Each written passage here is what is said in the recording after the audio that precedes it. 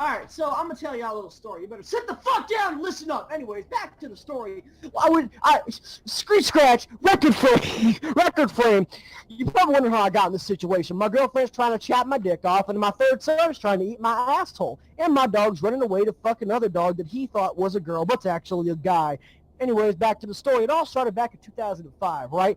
There I am walking down the hall with my girlfriend, within the hallway, because yeah, we're going out of school with our two kids. One's a little girl, the name's Raspberry, and the other one's a little boy by the name of John Jimmy. Anyways, back to the story. We're walking out of the hallway. We're going to the park with our two kids because we love them. God bless their souls. Got to take a breath here. I'm sorry. We're walking to the park with our two kids. We go to the park bathroom, and me and my girlfriend end up fucking hardcore, and that's where my third son is conceived. Now, he's a little devil, by the way. I call him Jimmy John. Get it? He's basically the junior of my son. Anyways, we're sitting there fucking hardcore in the public bathroom, and somebody walks in, and they're like, "Oh, is this stall taken?" And I stabbed that dude in the chest with a knife. That's how I'm in jail.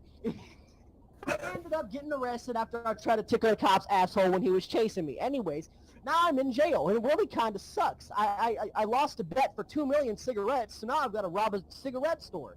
And before you ask, yes, there's cigarette stores down here in Alabama, so you better be the fuck quiet. Anyways, now, I'm sitting here in the Alabama prison. Some dude's trying to tickle my butthole, but don't worry, I'm going to eat his tonight. And I lost a bet to some kingpin in the jail for 2 million cigarettes. Now, in actual money, that's at least maybe $2,000, $3,000. Also a pineapple cup. Now, pineapple cups are kind of like $1 million in prison.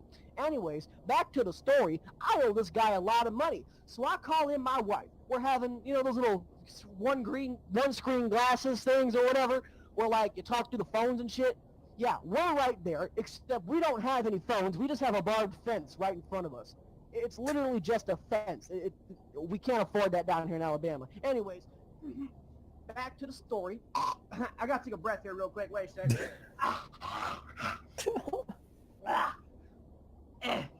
Alright, back to the story. My girlfriend comes in and I have to talk to my one son alone. Now, mention it, one of my sons is already 18. Don't ask how, I'm 15. Be quiet. My second son is 18 years old, okay? So I end up talking to him. I ask him, hey, you mind robbing the bank for 2,000 cigarettes? And he's like, oh, okay. And I was like, yeah, I also need a pineapple cup. And he said, wait a second, Dad, I can't do that. What you mean you can't do that, John Jimmy? I can't rob a store for a pineapple cup. What happened? Whenever you were gone, the pineapple cups became rare. We use currency in cigarettes now down here. And I said, damn, John Jimmy.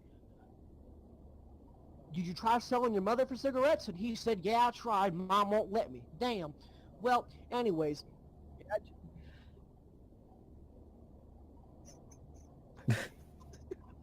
Fuck's sake. Anyways, back to the story, all right. I call John Jimmy away, and I bring up my daughter. My daughter's actually 34, and she works in a bank. Anyways, I bring up my daughter, and I say, hey, there, Raspberry.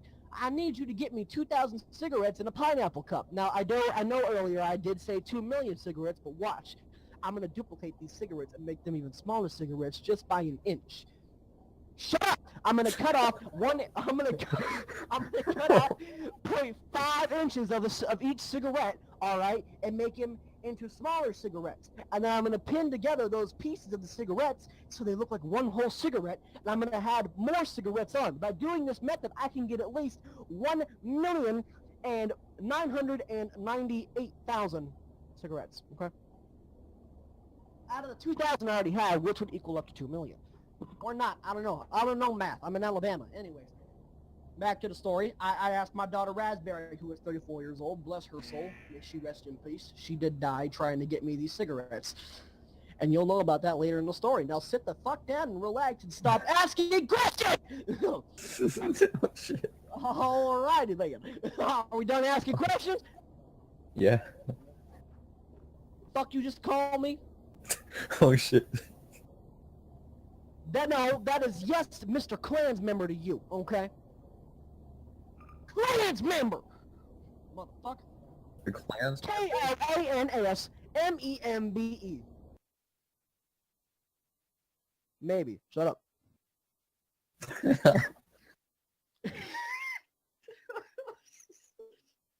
Damn. Okay, back to the story. Raspberry ends up saying, "What do you need, Dad?" And I said, "I need 2,000 cigarettes." And she said, "Really? Well, we use cigarettes in Alabama." And I said, "I know. You're a banker, right? They must have a vault full of those things." And I tells her, "Well, actually, could you get me 2 million?" And she says, "No, we'll work it down to maybe 4,000. 4,000 will be just enough. I would end up just only needing that 4,000, and I could only cut half of the. I'm gonna do it. I'm an Alabamian, all right." Anyways, she ends up trying to get me these cigarettes, and she does. God bless her soul. May she rest in peace. She gets shot by the cops bringing them to me in the prison. So I get to go to her funeral, and I get to go to her funeral, and she left a note in my prison cell. I don't know how she got in there. Fucking sneaky little shit. She left a note in my prison cell telling me to take the cigarettes out of her casket before it starts. Since my daughter died, they allowed me to go see her funeral with one cop watching me. Thank God it was the retarded cop, Officer Jamio. His parents weren't that smart either. Anyways, back to the story. At this point in time, I'm at the funeral. God bless my daughter's soul, Raspberry. I miss her very much. She was one of my best children ever. Anyways, I gotta think here real quick. I'm an Alabamian. I'm really stupid, so I can't really, remember stuff that correctly. What was I saying? One of y'all give me a little light up. What was I saying? Oh, God bless her soul. May she rest in peace. I was at her funeral, and we had the one retarded cop watching me. So I got my wife to start fucking the cop. Now, I didn't... The cop actually didn't fuck her. She just kind of knocked him out with a pipe wrench. He may still be knocked out. Because she led him into a bathroom and knocked him out with a pipe wrench. He's actually not awake. He's been. This is like 4 months. Actually, this was 2 years ago. I currently live in Asia. I had to escape the cops. I had to listen. You'll learn later in the story. All right, just remember this. I live in Asia now. Okay, and with my wife and my. God bless my son's soul. Only Jimmy John is left. Jimmy, God bless his soul. May he rest in peace. I miss you. I feel bad now. I'm remembered of my children's deaths. Anyways, back to the story. The wife knocked out the cop with a pipe wrench, and I dove in the casket to get the cigarettes out of her casket. Now, actually, my daughter wasn't in the casket. They didn't put her in the casket. It was a closed casket, so we didn't know if she was in there or not. They didn't put her in the casket. Long story short, she was found floating in a river 2 days later. I got the cigarettes. I eventually made enough cigarettes to go back and...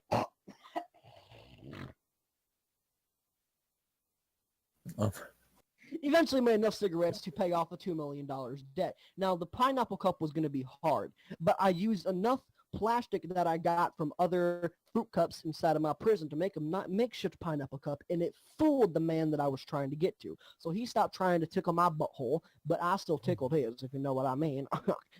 He became my prison bitch shortly after because I shoved a pineapple cup down his throat, but it wasn't a pineapple cup. It was the plastic makeshift one that I had, and it kind of split apart because the tape wore off, and it cut his throat to shit. So now he can't talk, and he's my bitch, which means his entire gang is my bitch too. So I'm the new kingpin of the prison. I can break out anytime I want. I honestly don't want to, because I hate my wife. My wife's a bitch, and my last son, John Jimmy, has ran away.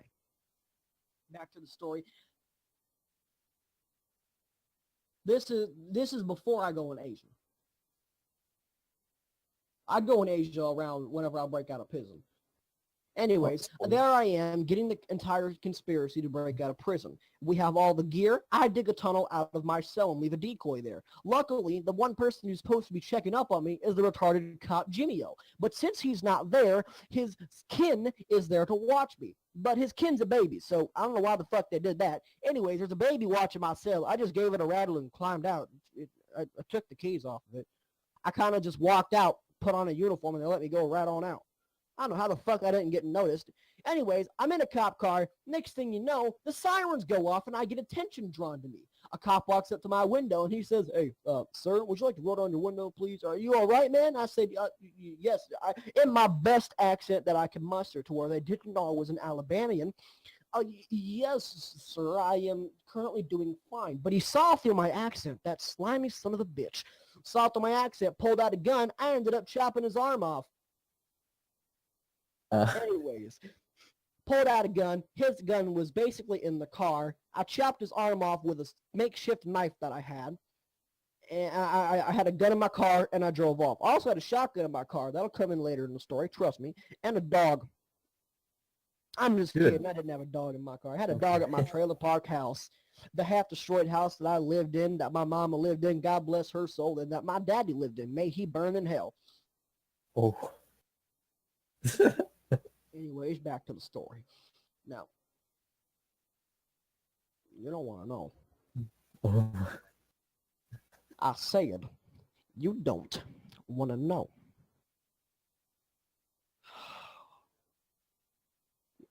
He molested my hamster.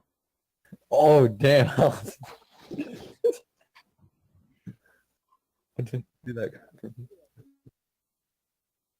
I walked in on him with my hamster on his dick. Oh, is it? Did the hamster die? Yes. Right there? Oh, no. The hamster was dead. What do you think? I heard squealing coming from the room and then I heard it stop. I walked in and the hamster was just on his dick.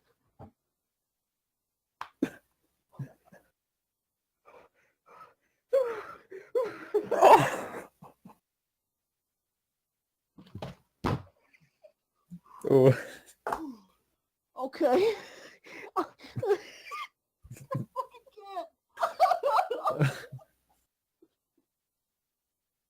I'm not crying, I'm laughing.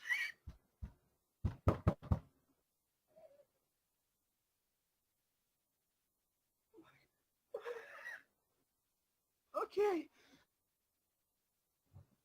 That'd be nice. That would be very nice. I'll name him after my forefather, my actual daddy. My stepdaddy was the one that was found fucking my hamster. I'll name it after my real daddy.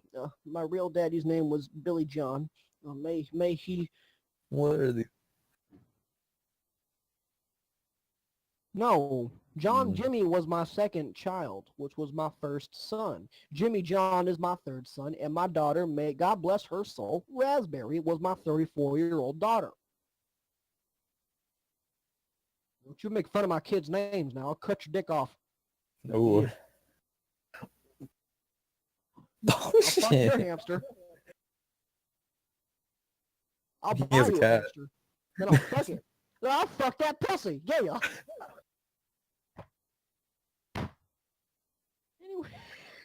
Anyways, back to the story. What was I at? You guys distracted. No, the hamster part. Yeah. Anyways, I broke out of prison with the cops on my ass. I was running. Okay, and it was very bad. Eventually, I crashed my car into a tree. I went out in the forest with the shotgun and pistol in my holster. The shotgun was on my back because it had a strap on it so it could go on your back easily. Now, the cops are pretty smart for doing that. I was running in the forest, and I eventually found a small house where some people lived who weren't actually people. They were kind of like savages. Anyways, I blasted their brains all over the goddamn wall and ate their corpses. Ended up living in the forest for a couple years. The cops never found me until one day when my bastard son, Jimmy John, came back and fucking ratted me out. He worked for the force. And apparently I cut off his partner's hand. Anyways, I had a standoff with my son, Jimmy John, in my house. The house that I stole, by the way, from the savages whose brains are still scattered on the wall. I never cleaned that up. Didn't feel like it. He walked in and saw me eating one of their legs. And you know what he said? He said, "Dad, how could you? How did you live this long and not have any guilt from it?" And I blasted his fucking kneecaps off. Oh. Damn. I wasn't reacting at the time. I saw a police officer in my motherfucking home, and I blasted his kneecaps off, and I ran. Eventually, he crawled back to his car and called the police. He called backup. Helicopters came on my location because I didn't make it that far from my house. I got distracted by a beautiful buck that I saw on the hill. And honestly, it was one of the best damn bucks I've ever seen. And he was the one that I was trying to hunt. But eventually, the buck got hurt, and I healed him. I named him Dear John. He was my best friend for years. Then anyways, I'm on the run from the cops. I hop on the deer's back because he comes down to me and he bows his head in loyalty. He knows I'm in trouble. So what I do is that I hop on his back and we run. Dear John took me so far, but his dear legs can only hold him enough. So there I am in Maryland, on my way to Asia. And then I realized that Asia is nowhere close to Maryland. So then I went to Alaska on Dear John, and the cops were still on my tail until I landed in an Alaskan home. They shot Dear John in the head. God bless his soul. He was one of my best friends. I miss Dear John till this day. So I took his antlers and I made 2 knives out of them. I still have those knives to this day, and any cop that I see, I kill him in the name of Dear John. Anyways, back to the story. May his soul rest in peace. He was one of my best friends. He defended me from so many cops. I remember one time we was in a house. A cop came through the door and he impaled that fucker through the chest, swung him around like a yo-yo, and then threw him on the ground. And that was my food for that night. I loved Dear John. He was like a brother to me. So the cops found me in Alaska, and Dear John was dead. I shot down the helicopter with a homemade slingshot that I had. Somehow I managed to get one of the pebbles caught in the rotors, and it crashed the helicopter. I walked up to the crash with Dear John's antlers in my hands, and I stabbed the pilots. And then my son, Jimmy John, was there. He had robotic legs. He swore that he would find me, but he still hasn't to this day. And I still live in fear of my bastard son. Saw him in Alaska. I hitchhike on a boat, become a stowaway all the way to Asia. Ended up in Asia with my wife, who was currently seeing a Japanese man. I murdered him, ate his corpse, and then me and her got back together until I killed her. Chicken. Oh. Tastes great. Depends on the nationality. Depending on the nationality, you get a different taste. Asians taste like dogs. Blacks taste like chicken. Caucasians taste like... I forgot what it tastes like. It's been a while since I ate a Caucasian. I've only been eating Asians for months now. Caucasians, I'd say they taste like jerky. Jerky or beef, either one. Anyways, back to the story. I ended up in Asia. Found my wife, killed her husband, and became her husband again. There I was in Asia. I found a nice little home. I stole it, basically. I attached it to my truck and I drove a truck through it. And I basically took an apartment with me. It's still on the back of my truck to this day. Okay. Yeah, I took an apartment with me. A monster truck. What? An old-fashioned America. So one day I'm sitting with my wife, and she finds out that I cheated on her. Ooh. So, as we're doing it, very hardcore by the way, she takes out a knife and tries to chop my dick off. Ooh. And then my son Jimmy John bursts through the door with the law behind his back. And he shoots my leg. He shot me right at the kneecap. God damn it. So my wife's trying to chop my dick off. My dog ran out the door because he was scared of the gunshot. And that's where we're at now. I stabbed my wife with the knife she was trying to use me, and I used her as a shield to go towards my son Jimmy John. I shot him in the head and took one of his legs. I stole a police helicopter, and now I currently live in Alaska.